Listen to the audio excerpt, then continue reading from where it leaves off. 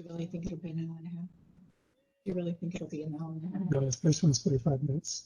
And then I'm gonna go ahead and mute everybody just so that we don't get any background noise, but that doesn't mean that you can't, in the participant window, unmute yourself in order to ask a question if you want. I'm also going to have my chat window open, which is a feature in this webinar, and you're more than welcome to use, you can chat your questions if you'd rather do that. But my name is Cherri Johnson, and I want to thank you all very much for joining me today. We're going to be introducing you to the new phone that you're going to be using going forward. But before we do, we're going to go over the resources. I'm going to be sending out a closing email. I'll make sure that I get Stephen and Ken attached to that email that I'm going to send out, and it's going to have a link to this recording. Actually, there will be two different recordings, one for the phone and voicemail, and then one for the MaxUC app. But there's going to be additional links in there so that you'll be able to access, documentation if you need that over and above this training. We're then going to introduce you to the phone. This is the Yealink T54W. It's probably my favorite phone to do training on. I think it's a really fun phone. We're then going to go over some basic calling, and it's not necessarily about telling you how to use a phone, because I'm sure everybody knows how to use a phone, but the behavior of that phone may change from the way it used to operate on your desk versus now how it operates. And then we're going to go over some in-call options, and then we'll go over any of those other features. That's going to include like do not disturb, voicemail, those types of things, accessing your recent call list and stuff. Once I said we get through with the actual phone training, we're then going to I won't say a break, but we're going to take, a minute to stop the recording and then restart it so that we can get into the MaxUC app, which I think you guys will all enjoy. So let's talk about resources. In that closing email, I'm going to have a link to this website. And if you start scrolling through this website, you're going to notice that the left-hand side stopped. This is where you're going to find all of your hyperlinks that'll take you so you don't have to scroll through the whole website. We can go to phone guides, and if you get to the phones and you don't see your model or make, you want to go scroll all the way to Yealink. Once you get to the Yealink user guides, you'll scroll a little bit slower until you see the Yealink T54W.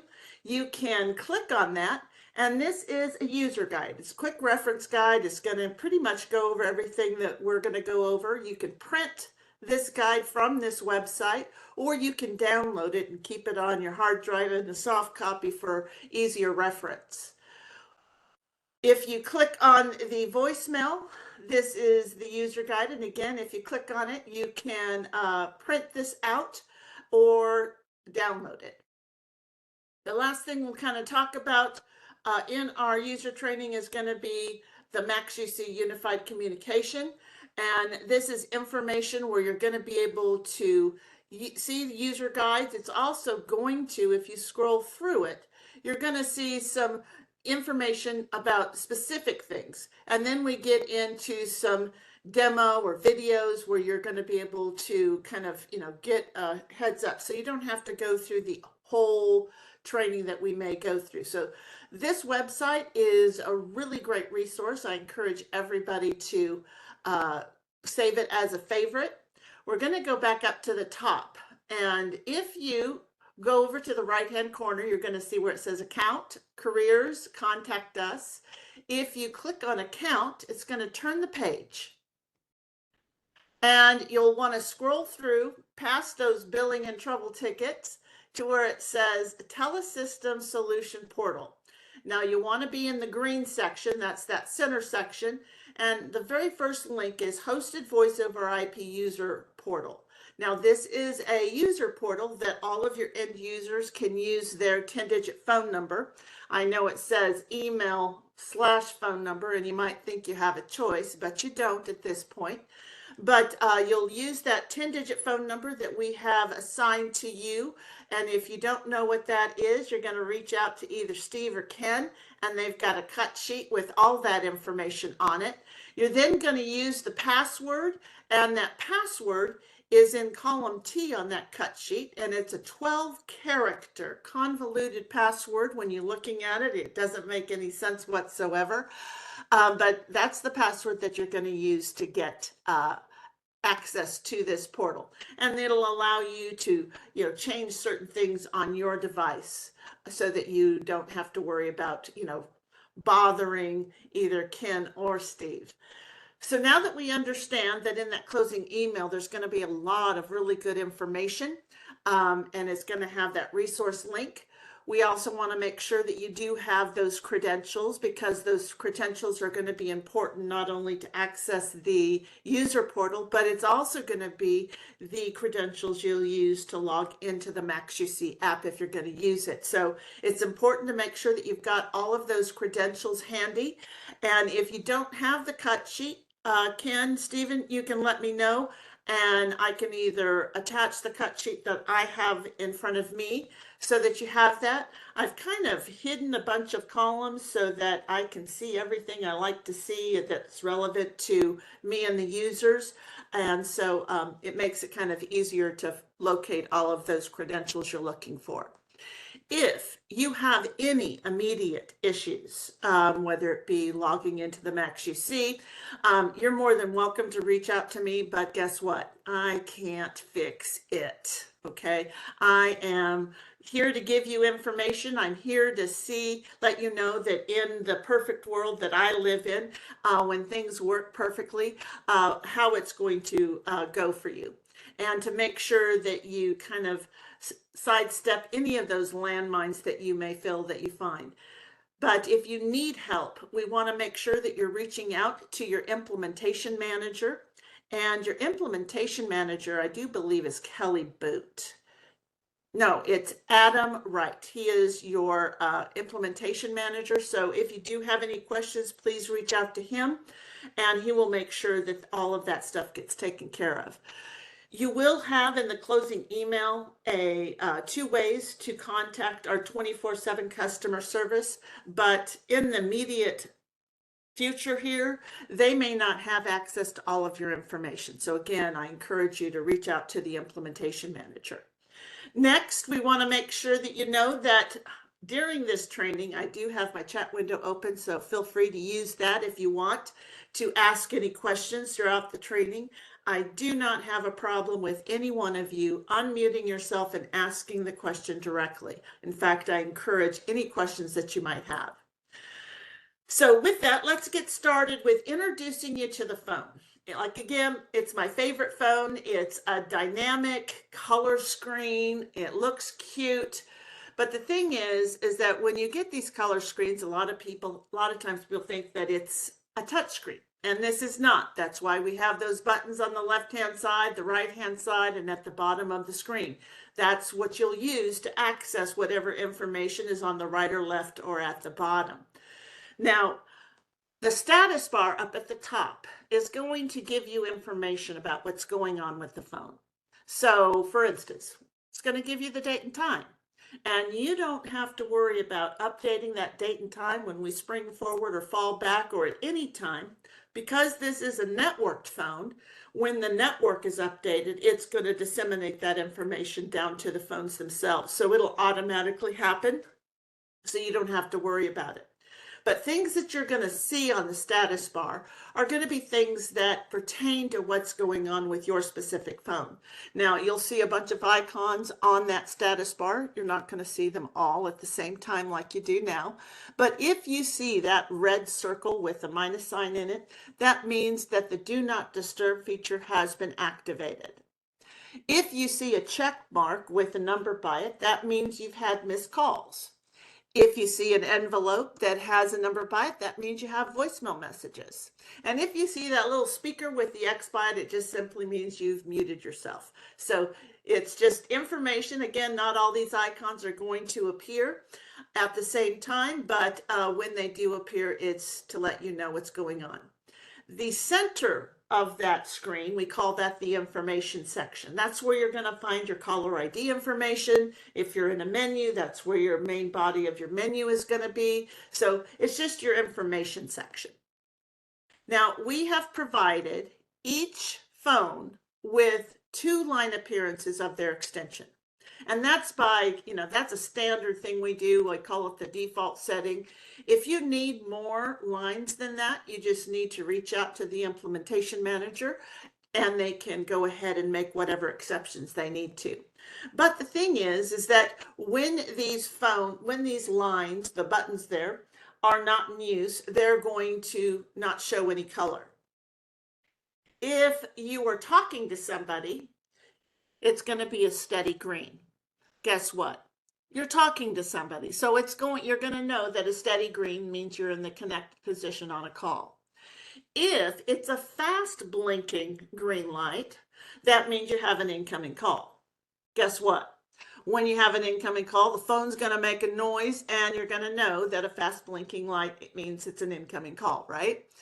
The only one that's not quite as intuitive is when you put the call on hold. It's going to be a slow blinking green light, but we don't have an audible that you'll know that it's on hold, but you will be able to look at the caller ID information and you'll be able to tell that the call is on hold. So maybe not so intuitive because there's not an audible, but the indicators on your screen will let you know that the call is on hold.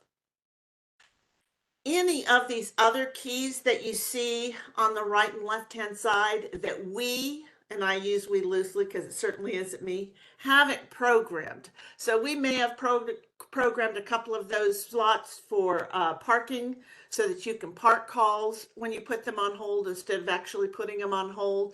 We may have programmed them as something else, but if they're not programmed, that means they're programmable and customizable for you guys. So you can program them as one-touch speed dial locations. And if you do program them as a one-touch speed dial location, what that means is there's no restrictions. We don't care if it's an internal number, an external number. We don't care what kind of a number it is. It just means that you can program someone's cell phone number as well as their extension if you like. So that's, no restrictions. Now, there is another item that can be programmed in these areas, and we call those a busy lamp field or an enhanced monitoring button. And there are restrictions on those because they can only be internal. I know, right? We can't program it with somebody's cell phone number and be able to monitor if they're on their cell phone or not. Wish we could, but we can't. So enhanced monitoring buttons are internal only, and what they're designed to do is to be a speed dial, or you can program them as so that when somebody picks up their handset and they're on the phone, you can tell when they're on the phone. And Stephen has a question. I do apologize, Stephen. You unmuted yourself, and I was in the middle of talking. So feel free to unmute yourself and ask the question.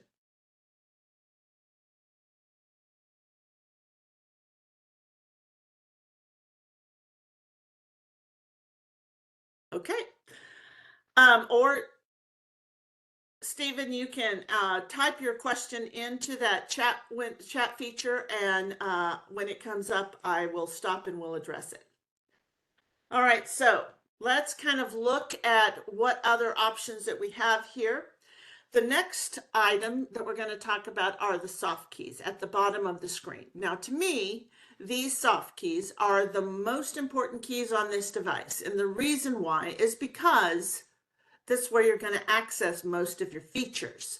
And if you don't know how to use the soft keys or where to find those features, then it may be a little bit frustrating. Now, this is an interactive device.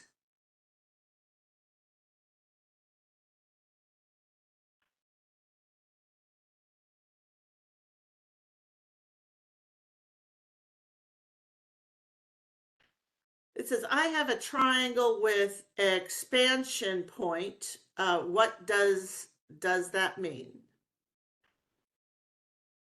So are we talking about you have a phone that has an extension module on it?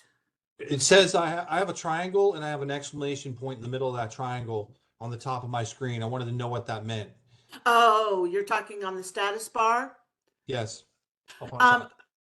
do you happen to see, does your screen, other than that, does it have your two extensions on the left-hand side? And does it have the labels that you see when your phone is at rest at the bottom?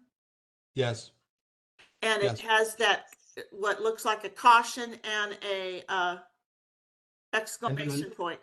That Yeah, and then it also, I that's why I showed you that picture. So if you look at what my picture is, that's the other thing that's in that screen. Can you see that? I will have to look. Are you sharing your screen? Yes, I am. Well, I'm sharing it with you. If you can look at my video. Mr. Okay. Smith, Yes. that is it's a warning icon. You can just have it cleared. Okay. It doesn't mean anything. It was just when the phones got rebooted, that warning came up for everybody.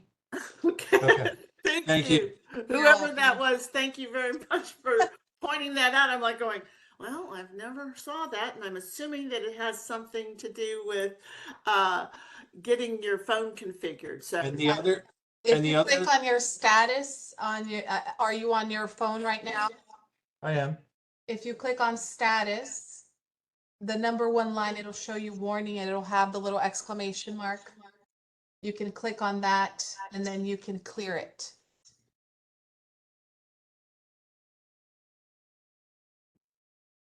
I'm. I can come up and show you. Yeah, we can do that later. That's Yeah. fine. Okay.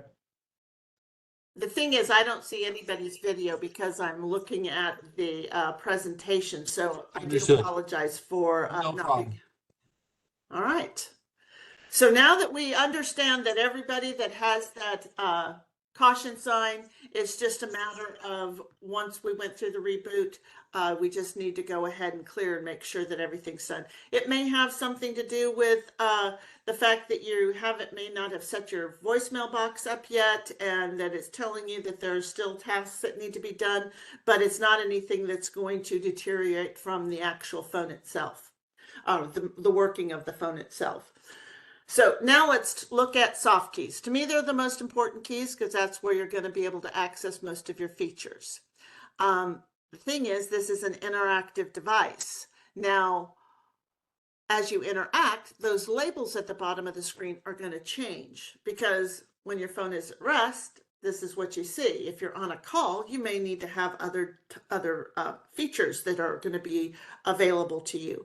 So you don't need to see the transfer soft key when you're not on a call. You don't need to see hold when you're not on a call. So I'm not asking you to memorize your labels and when you're going to see them.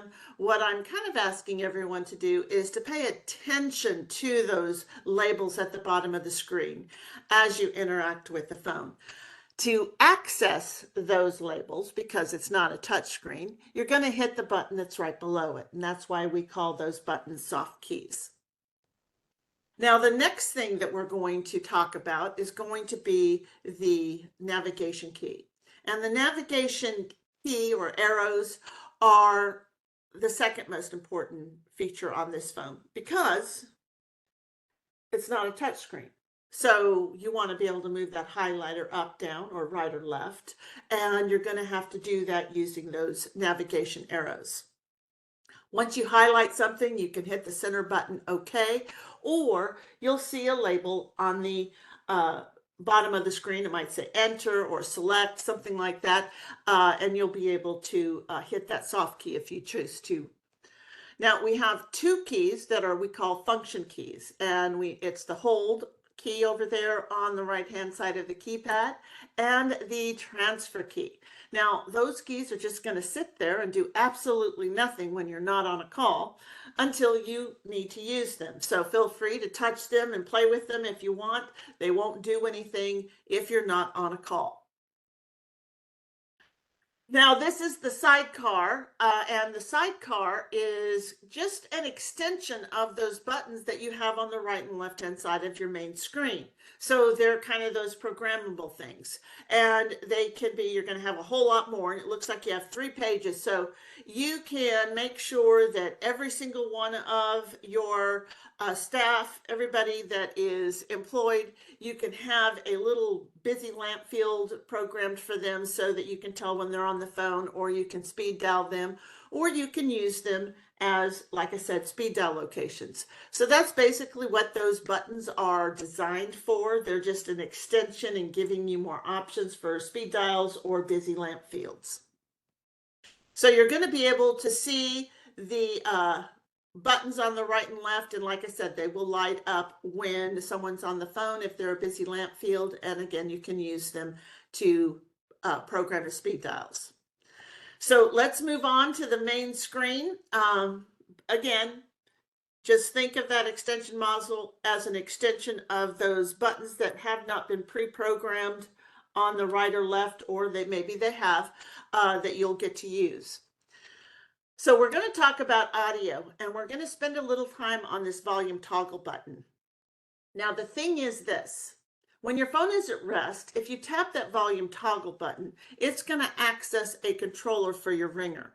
And there are 3 other volume controllers that you can access. You have not only the ringer, but you have your handset, your headset, and you have your speaker. Now, when you want to access your handset volume controller, you just have to pick up the handset.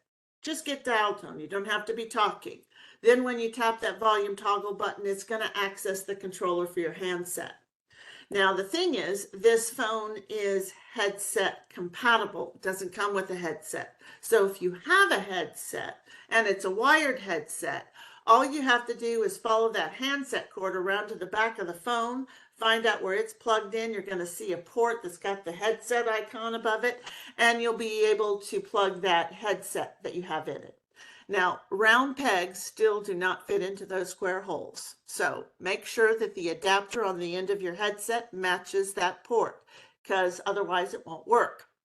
Now, some of you may have graduated to a wireless headset, and if you do have a wireless headset, the base is what's going to plug into the back of the phone. Now, you may have to reconfigure the base so that it works properly on this new device because, you know, from model to model, make and model, the configuration may change a little bit. I'm not so astute about a particular brand and model of headset compared to the phone.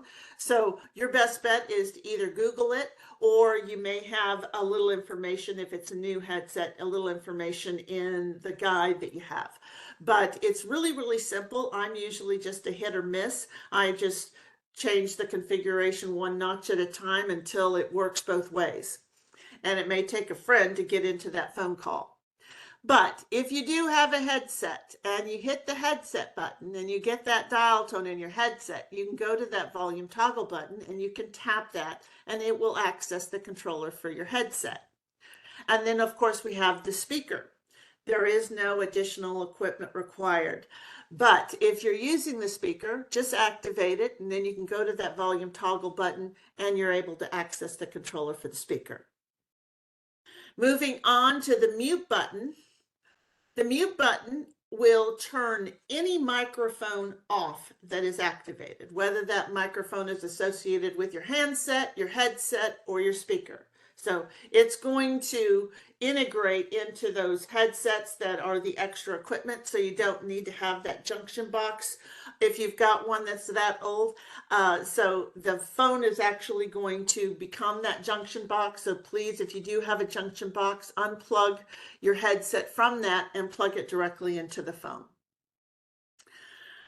All right, now that we've kind of gone over most of the buttons, we still have a couple over there that we need to talk about, but we'll get to those later. We're going to talk about basic calling. Again, this isn't about teaching you how to use a phone because we all know how to do it. When the phone makes a noise, you pick up the handset and say hello, and when you're done, you say goodbye and put the handset back in the cradle. That works. But what we are going to talk about is the fact that we're no longer going to dial 9 to get an outside line. So if you were doing that before, you don't have to do that now. That is typically, in the olden days, we programmed it as a trigger to let the network know you're going to make an external call and to expect this many digits to be dialed before you try to send that call out. That's what the 9 was for. And we're no longer going to dial 1 to make that long distance. Long distance is kind of, a thing of the past. So you don't have to worry about dialing those 2 digits.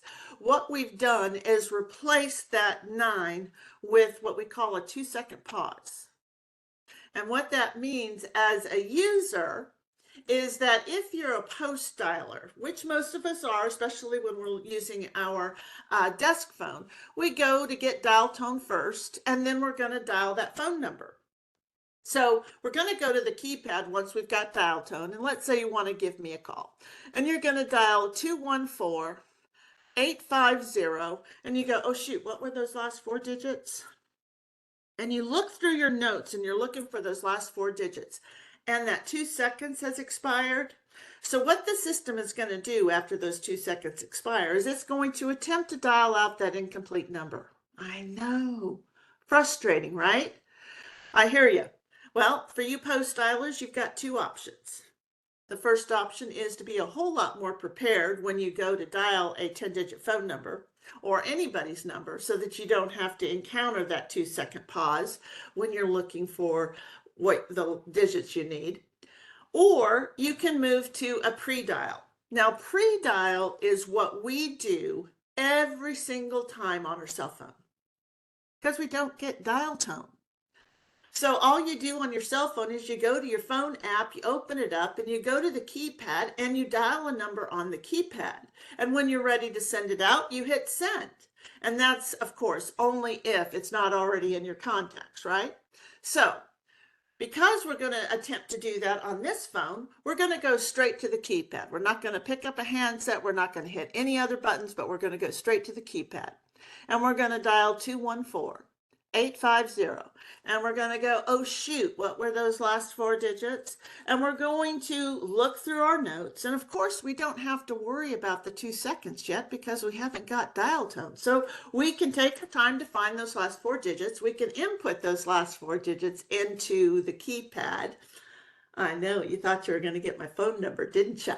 Anyway, now that you see the complete phone number on the screen, you're going to be able to send it out. So how do we do that? We can just simply pick up the handset. We can hit the speaker button. We can even hit the headset button if we have one plugged into the back of the phone. You can even go over there and hit the line key, one of those line keys associated with your extension, to send the call out. But did you also know that while you were dialing that number on the keypad, the labels at the bottom of your screen changed, and you're going to see a label that might say send or dial or call. It might even say enter. So there's going to be a label there that can help you. So you can hit one of those soft keys to send this call out. And I know what you're thinking. We've got dial tone now, and guess what? We still have that 2-second pause to deal with. So please don't think that the call's not going out just because it doesn't do it instantaneously. So now that we kind of understand what this behavior is on this phone when we're making that phone call, let's talk about what the behavior is when we're taking that phone call. So let's go. Of course, when a call is coming in, we're going to be able to lift up that handset. We're going to be able to hit the speaker button or headset button if we've got one. We're also going to be able to hit the answer soft key. Notice at the bottom of the screen, the incoming labels that you see. This is what you're going to see when you have an incoming call. These are the labels that are available to you. So understand, you're going to have those options. So you're going to be able to hit that answer soft key if you want. You're also going to be able to hit that line key over there that has a fast blinking green light. Now, I know it doesn't look like it's blinking, but you're going to have to use your imagination because the dexterity on my fingers isn't that great. So we want to make sure that you understand. In your imagination, that's a fast blinking green light, and I can hit any one of those, use any one of these options to answer that incoming call. Once I've answered the incoming call, you're going to see that steady green light over there telling you that you're in the connected position. And while we're talking to ABC Company, a second call comes in. So what are we going to hear? We're going to hear that dial tone in our ear. that call waiting tone, I should say. You're also going to see the caller ID information, the call that's coming in. But the thing that's most important is you're going to notice that the labels kind of have changed again, and you're not going to have all the options that you would like to see when you're in the connected position. So you're looking over here and you're going to see that you also have that fast blinking green light over there. You're connected with ABC Company on the first button, and the fast blinking light is coming in on the second button. So what can you do? Well, I could simply hit that fast blinking green light, and when I do, I know you're thinking to yourself, wait a minute, Cherri, you forgot to put your original call on hold, right? I know, because I know that there is an auto hold built in to the system. And what that means for all of you users is that you don't have to put any connected call on hold in order to answer an incoming call. All you have to do to the person you're connected to is say, please hold, and then you can hit that line key or that answer soft key to answer. And the system will automatically put that call on hold for you. So it makes it kind of nice.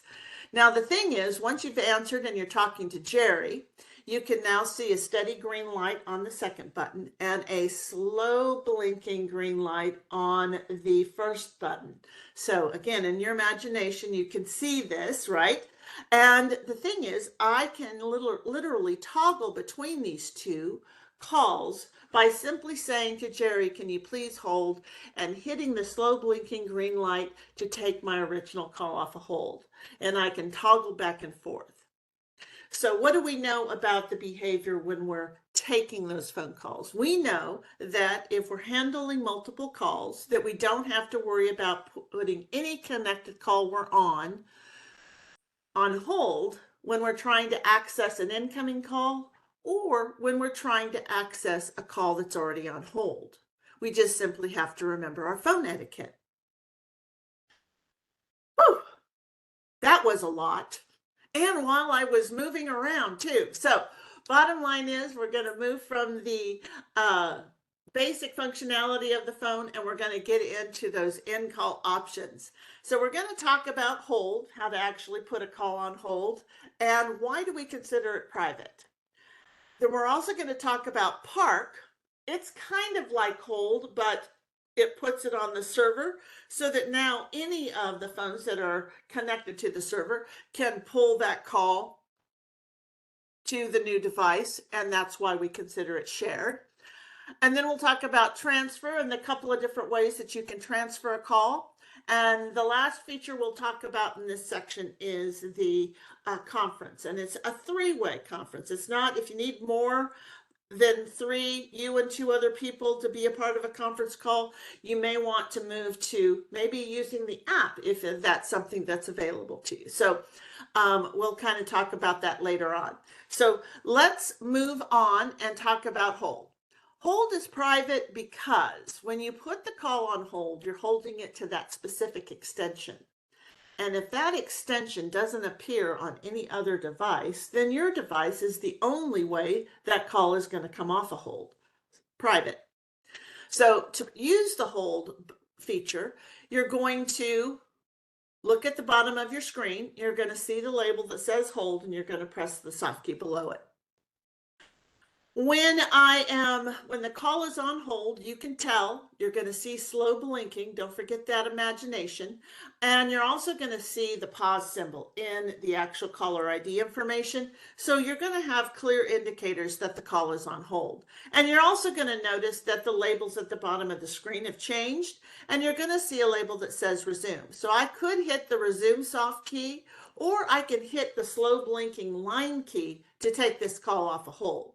You're also going to note that over there on the right-hand side, remember we talked about those function keys, and one of them was the hold function key. You can also use that to take a call off a hold and put it on hold. Now, there's a caveat here, and the caveat is this. What if I have two calls that are on hold? Well, the pause or the resume soft key and the hold function key are only going to work for the call that is highlighted on your screen. And if that call is not the call that you want to take off a hold, then guess what? You can't use them. So for me, I like to make it really simple for everybody. The quickest, easiest, and fastest way to take any call off a hold is to simply go over to the line key that's blinking slowly, that's associated with your caller ID of the call you want, and hit that button to take that call off a hold. Because your line keys are not necessarily restricted to whether that call is highlighted or not. It's simply going to take that call off a hold. So now that we kind of understand how to use the hold feature, how to take calls off a hold, that type of thing, let's talk about park. Now we know that park is what we consider a shared hold. And the reason that it's a shared hold is because, again, when you park it into one of those parking spaces underneath your extension, which every single phone on the network is going to have those parking spaces. So basically what's going to happen is the call is being parked on the server, and it's being parked in a specific parking place. And again, it's not privy to you, but you can tell when the call is parked. And you'll know this because when you say we're going to use parking space 1, so let's say that ABC Company is looking for Suzanne. So we're going to go ahead and park it in the parking space 1. We're going to hit that, and all of a sudden the call is parked. You're going to see that the call has been parked because it turns red. Now this is the thing.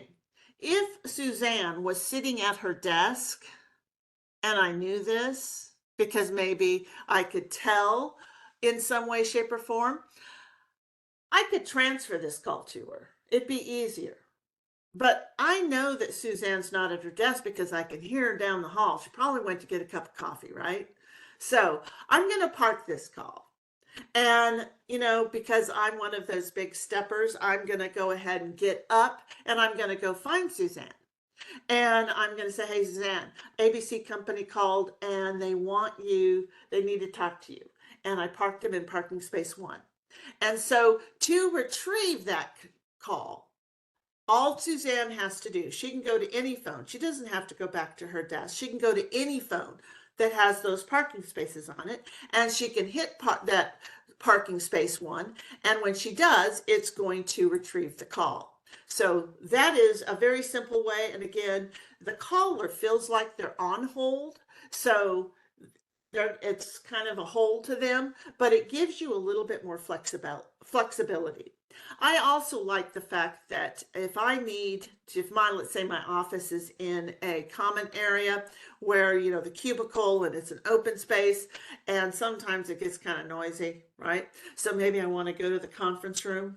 Well, I could transfer it to the conference room extension, and then that phone will ring and ring and ring and ring and ring and ring and ring until I get there. But I could park it so the caller feels like they're on hold, which they can tolerate a whole lot more than a ringing phone. And then I can walk over. It takes me 30 seconds, 45 seconds to get there. I can then unpark it and then continue my conversation. So it really does kind of make it nice when you're using the park feature. There is a timer at this point associated with the feature. And normally that timer is either going to be set for 45 seconds or it's going to be set for a minute. It could be set for 2 minutes. You can set it however you want it.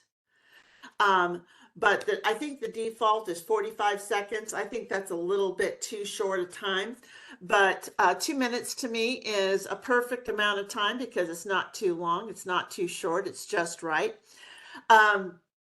So you can have that configured any way you like, or you can even have the timer turned off. Not something I recommend, just for the simple fact that if somebody forgets that their phone that they parked somebody and they're not looking at their phone, they might forget about the call. So I always say, keep the timer on there, set it for the length that you think is appropriate.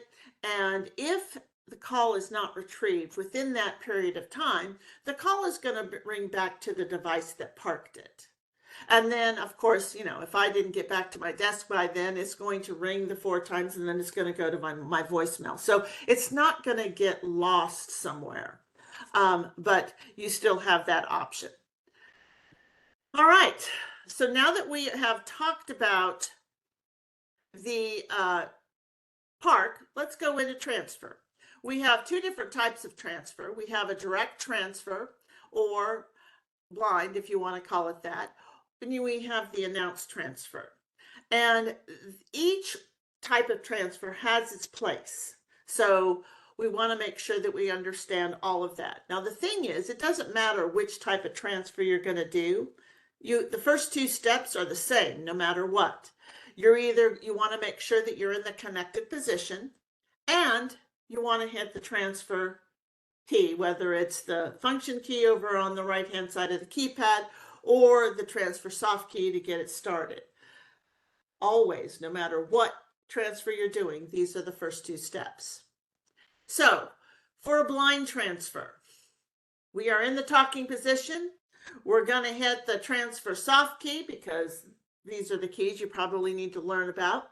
When you do that, it's going to put your original call on hold, and it's going to get you dial tone so that you can dial out that number. Now, we don't care if it's an internal number or an external number.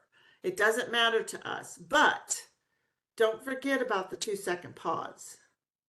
So if you're going to transfer it to an external number, please make sure that you're prepared with that number so that you don't have to waste any time inputting that number when you're doing the transfer.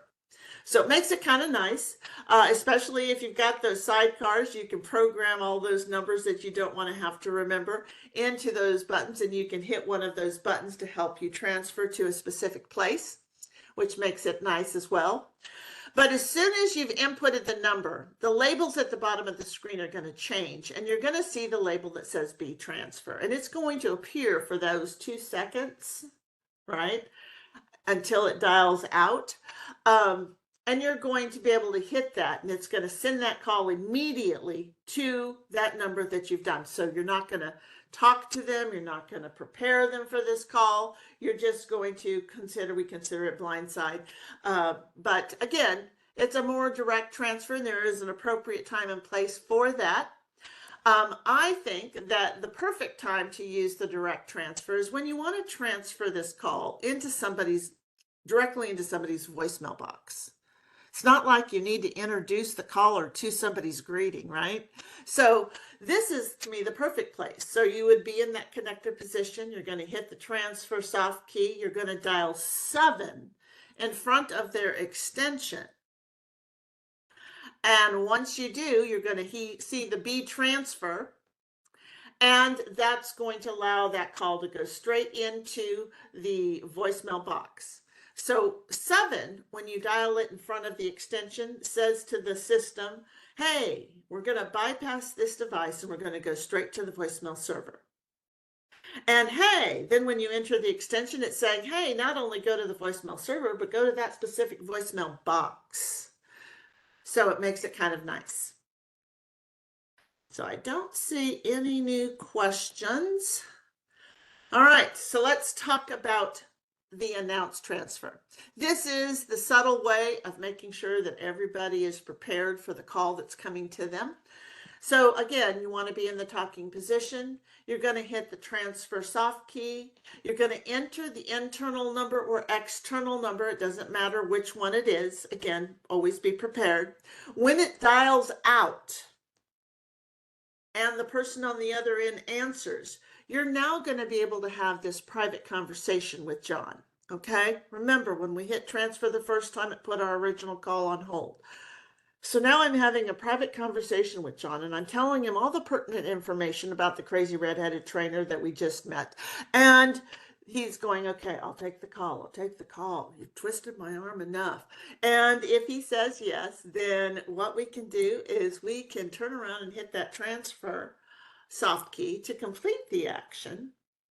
But if he says, no, I'm walking out the door, I can't take the call, that's when you can hit the end call. It's going to hang up on John, and it's going to allow you to get back to your original call, which makes it nice. So Now that we kind of understand all the different ways that you can use transfer, let's talk about conference. And the thing is, conference, to do that feature, you're doing the same steps you used when you did the announce transfer. You're just hitting a different button to get the different result. You have to start out in the talking position. You're going to hit the conference soft key.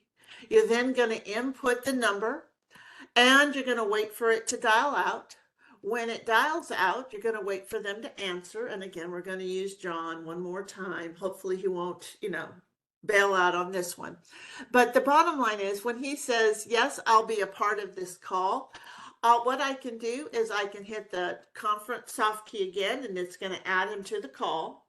But for some reason, if he says, no, I can't, then you would then just hit the end call soft key, and it would then hang up on John and allow you to get back to your original call. But for my training purposes on this particular feature, he said yes, and we're now a part of the conference call. Now, there are two features that you're going to see during a conference call like this when you're using this particular feature. You're going to see split. So understand, I have two calls, me and two other people. And if I hit split, it's going to take those two other callers on my conference call and split them into two individual. It's going to put them on hold. So they're going to be two individual calls on my extensions, and they're on hold. Because we don't know which one I want to get to first. It might be that I need to have a private conversation with both of these people before I let them go. That might be how I split. Or I can manage. Now, manage will, if you hit that soft key, it's going to open up a window, and you're going to see all three of you.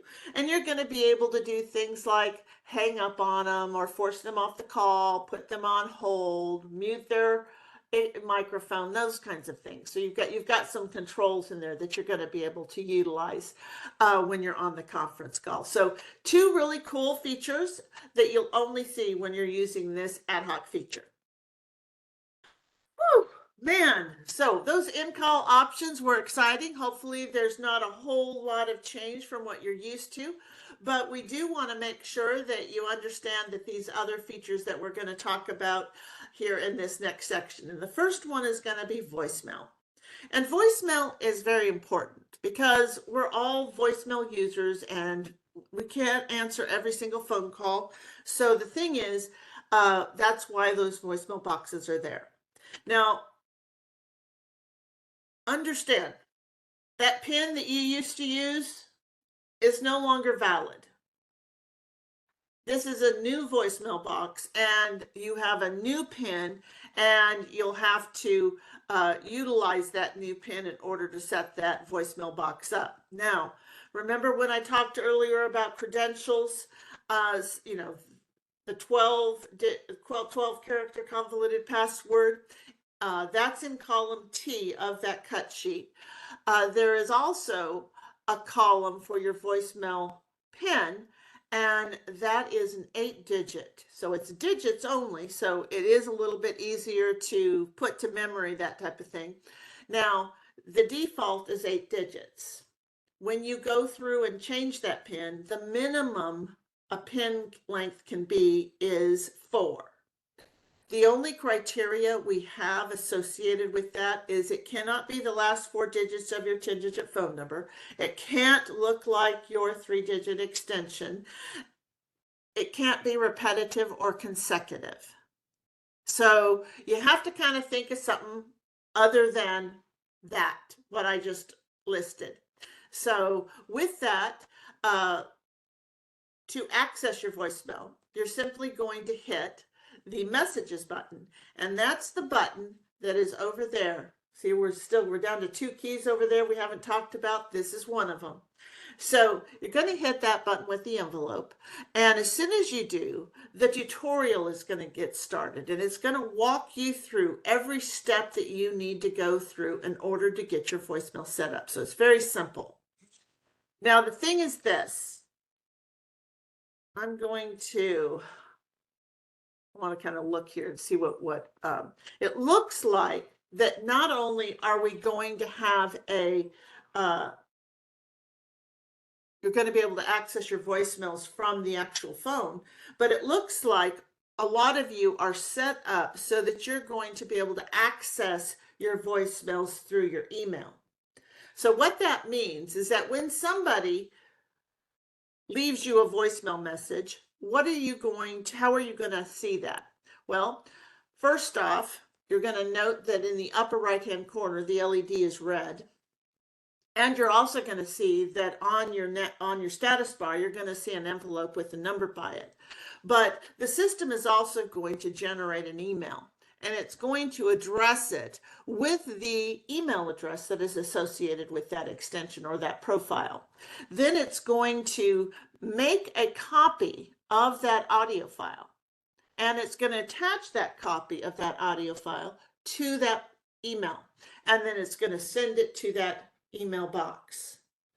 So now you have that way to access your voicemails. And guess what? You don't need a PIN in order to access it. But we do encourage you to use that default PIN in order to get your voicemail box set up.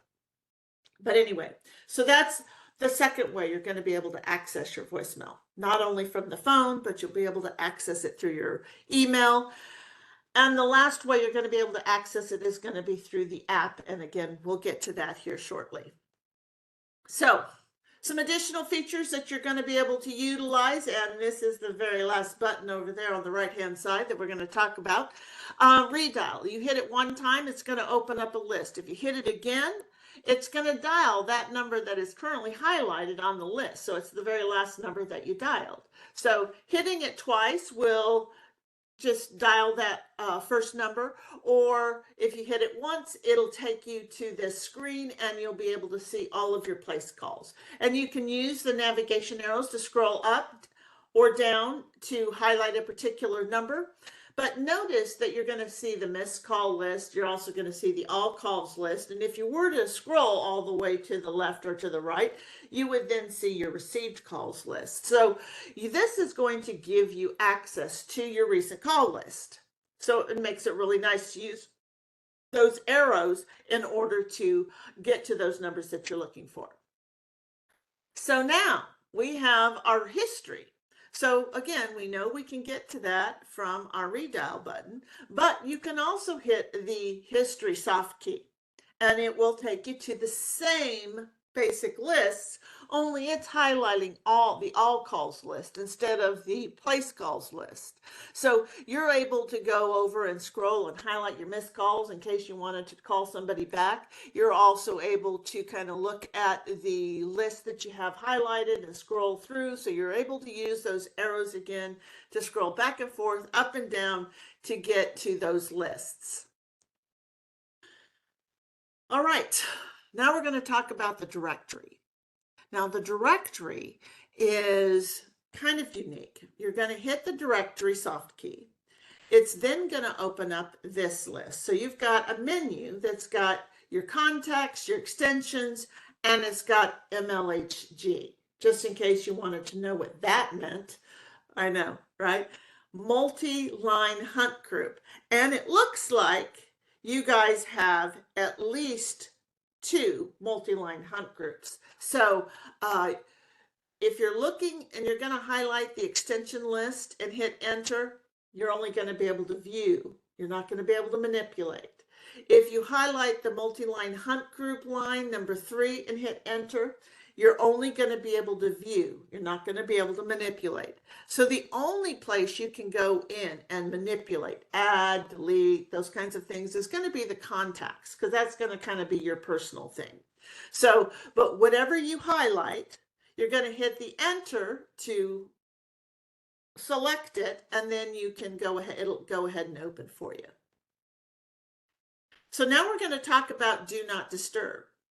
First off, for those of you who are in a multi-line hunt group, this is an important announcement, because those of you who are in that multi-line hunt group, if you activate the do not disturb, guess what happens? You become the rock in the river. So it's not going to affect the way the calls get routed. So if you have activated the multi-line hunt group, you are the rock, and all the clothes are going to flow around you. They're not going to flow to you. But in the olden days, if a multi-line hunt group user activated the do not disturb, it stopped the call flow. It was like a dam. So now you're just the rock in the river that everything is flowing around. Now, so it's going to flow like it's supposed to everybody else. But what happens when somebody transfers a call straight to your extension? Well, what that's going to do is it's going to tell that caller that you're not available, and it's going to send it straight to your voicemail box. So that's kind of the two difference. So if you're just a regular user and a call is coming to you individually, do not disturb is going to send calls to your voicemail. But if you are a part of that multi-line hunt group, when you activate the do not disturb, you're just the rock in the river, and the river gets to flow around that rock. So let's talk about how to activate and deactivate the feature. So if I want to activate the feature, I'm going to hit the do not disturb soft key, and I'm going to see that little red circle with the minus sign. If I want to deactivate it, all I have to do is hit that do not disturb again, and the circle goes away and it's been deactivated. So it's basically a toggle on, toggle off feature. Okay. All right. So with that, I'm going to open it up. Feel free to ask any questions that you might have. I'm going to kind of give you guys a minute to ask those questions before I turn the recording off.